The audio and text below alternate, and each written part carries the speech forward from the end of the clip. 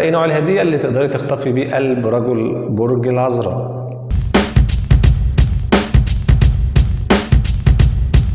رجل برج العذراء بيحب يقتني الأجهزة الإلكترونية، يعني ممكن تفكري في لابتوب أو موبايل، لكن لازم يكون توكيل.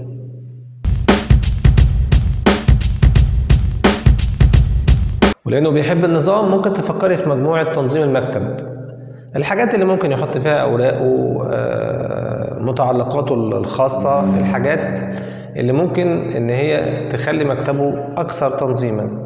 دي هدية هتكون جيدة جدا جدا بالنسبة له،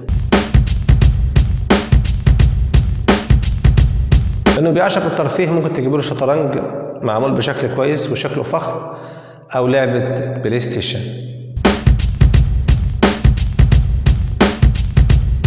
راجل برج العذراء محب للقراءة والاطلاع، فممكن تجيبي له مثلا كتاب للأديب اللي بيفضله، يكون كتاب لسه ما قراهوش قبل كده. دي هتكون هدية ولفتة كويسة جدا جدا منك تجاهه.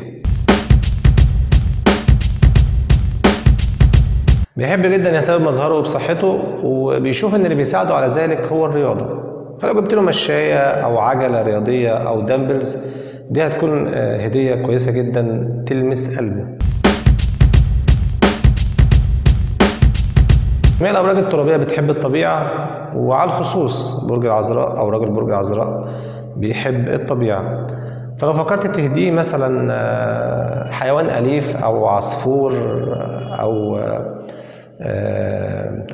قطة، بيحب قوي يعتني بالطيور والحيوانات. دي من الحاجات الحلوة جدا اللي هتلمس قلبه.